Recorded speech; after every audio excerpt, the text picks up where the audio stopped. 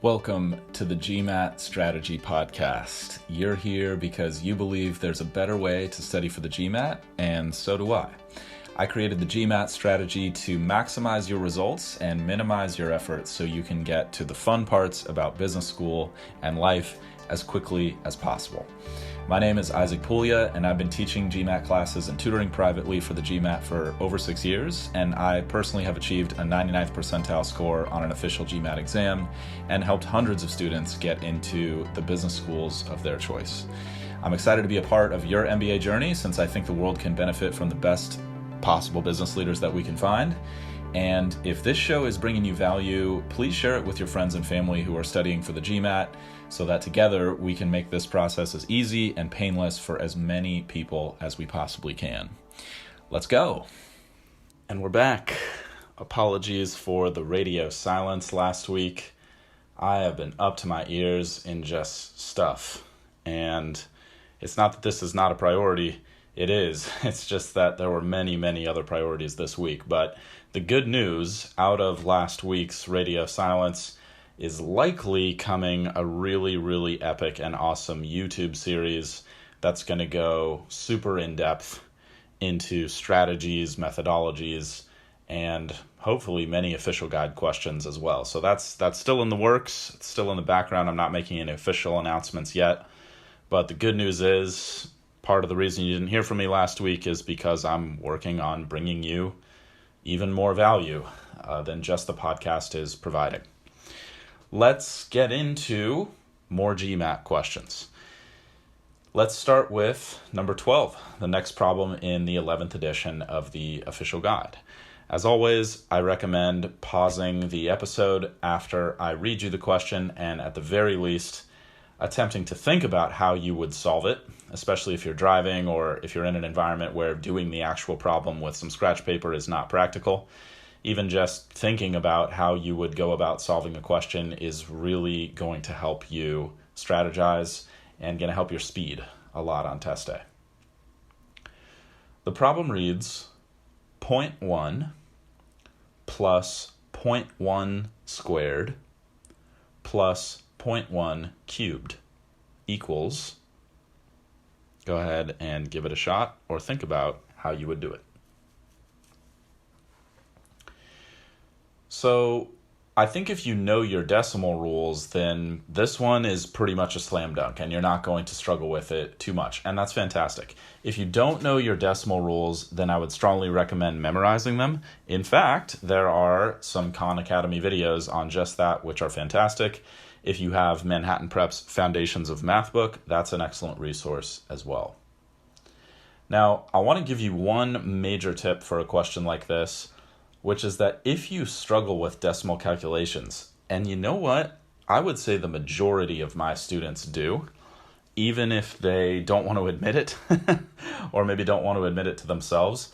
It's not that they don't know the math. They do know the math. It's just that under time pressure, they struggle to execute decimal calculations without making lots of mistakes or without having to double and triple check everything.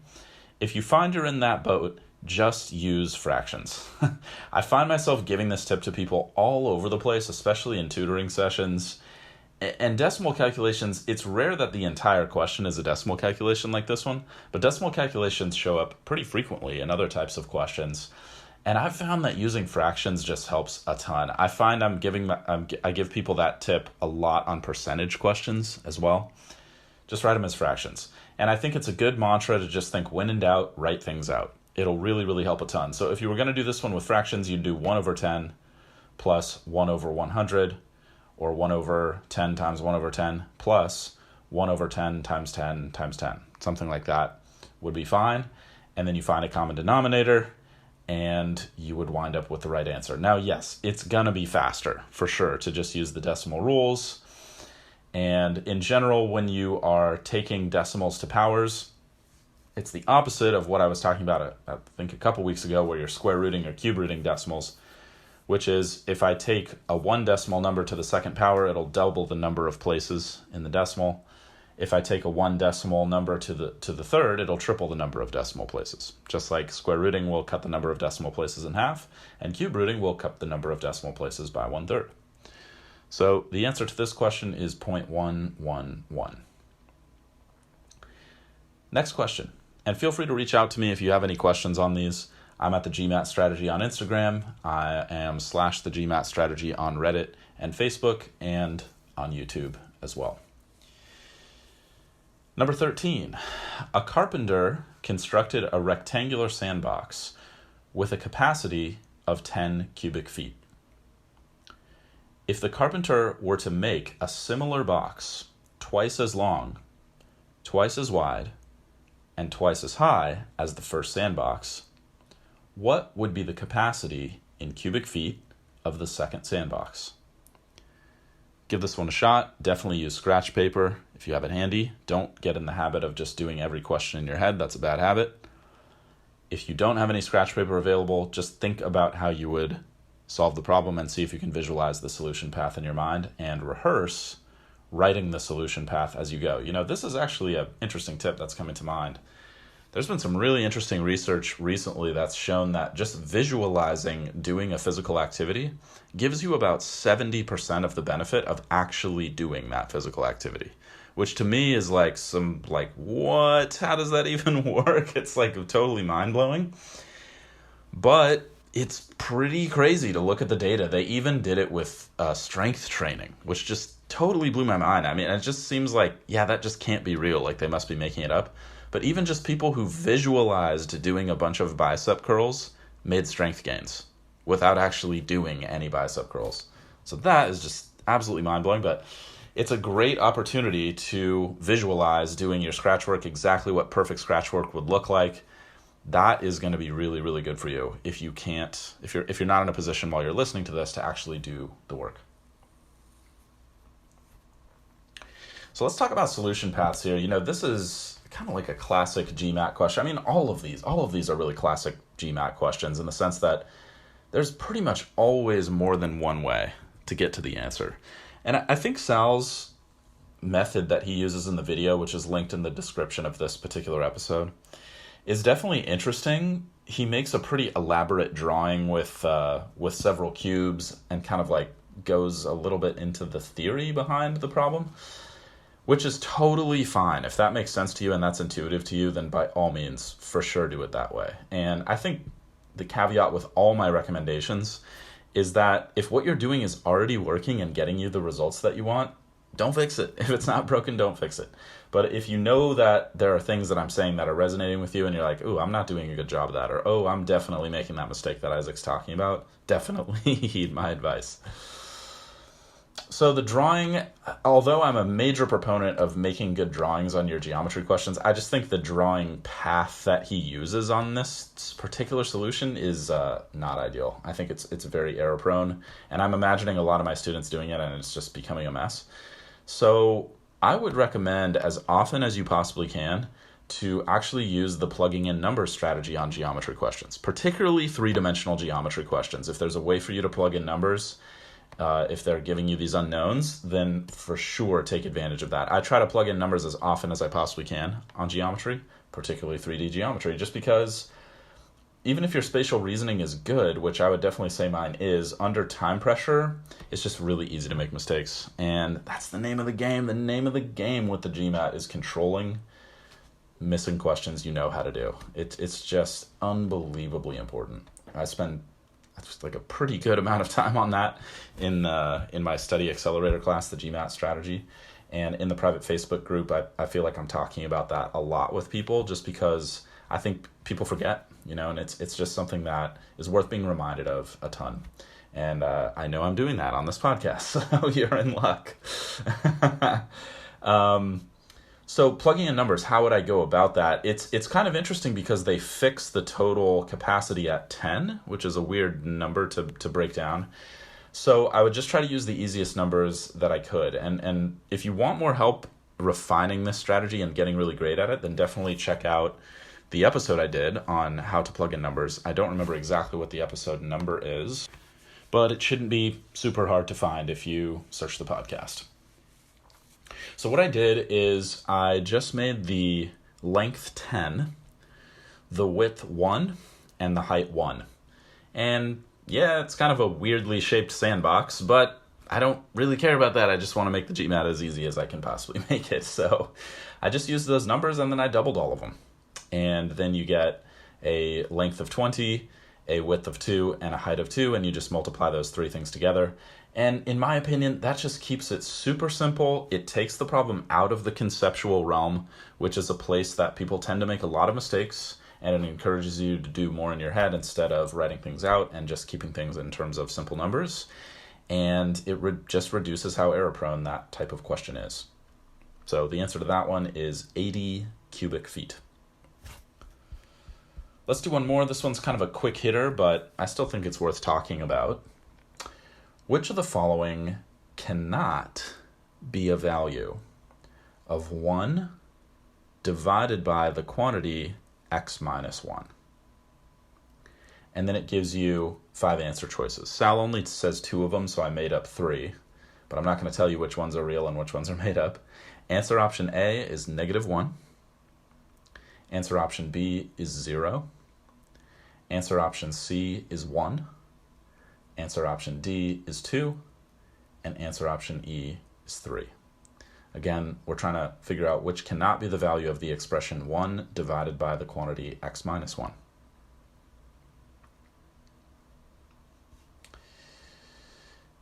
You can definitely take the conceptual route on this question, and that's kind of what Sal does, which is fine.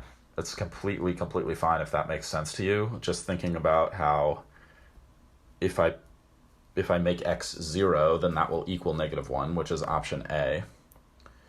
And then what I would probably do is, from there, one of 2 methods. Either look at B and think, I'm not really sure if I can make this equal to 0. Let me test the other 3 options and see if I can get those to work, which is a great strategy. Or just make some equations. So I think I would prefer just the guess and test thing of like B, like, I'm not really seeing how to make this 0. I'll come back to that later if I have to. I look at C and I think, can I make it equal to 1? Yeah, if x is 2. Can I make it equal to 2? Yeah, if I get 0.5 in the denominator, 1 divided by 0.5 will equal 2.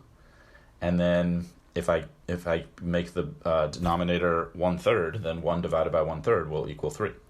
So that's kind of the more conceptual-ish way to do it. It's not as conceptual as Sal's approach, which is like, oh, it'll never be 0 because the denominator would have to approach infinity and it would only approach 0, which is totally fine. Again, if that's the way your mind works, then awesome.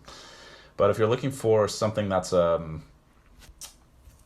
don't know, just a little bit less head in the clouds-ish, which tends to be the approach that I recommend for pretty much everybody, is I would just set them all equal to all 5 answers. Like I would just do 1 over x minus 1 equals -1, and then just do the algebra and see if I can get a value for x. If you set 1 over x minus 1 equal to 0, then when you go to multiply the denominator on both sides and get rid of the x minus 1, you get 1 equals 0 after that first calculation, and you think, that's not true. So that would be a great sign that the answer is B at that point. So I think I would recommend that, or the kind of like plug-in, guess and test type approach that I just recommended. So I'm still super pressed for time this week. I apologize. But I do want to let you know that if you are looking for study guidance and you already have a content source that you're really happy with, like you have a digital class you like, or you have an in-person class that you like, or even a private tutor that you like, but you'd like to accelerate your progress, then definitely check out my study accelerator, the GMAT strategy, at thegmatstrategy.com. If you have been studying for a really long time and your score is not moving and you're not sure why your score is not moving, that is another reason that I made the GMAT strategy class, so definitely go check that out.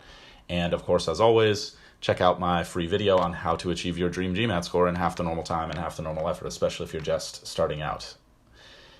If you would like me or one of my colleagues to walk you through every single detail of the GMAT, not just an accelerator class that plugs into another program of study, then I would recommend heading to testcrackers.org. That's testcrackers.org, or you can click the link in the description of this podcast or the description of this episode. And check out our Yelp reviews on Testcrackers. We have hundreds of 5-star Yelp reviews and 0 reviews that are not 5 stars. I honestly don't even know I've ever seen any other business with those types of ratings on Yelp. So people really, really like our classes, and we tend to teach very rigorously and very thoroughly, but with a really lighthearted atmosphere. with a lot of humor, and we try to just take the drag out of studying for the GMAT and for the GRE. So if you have friends who are in the game, they're looking for a live class, we are going to be starting live in-person classes in July back up in San Francisco, which we're very excited about, assuming everything goes well.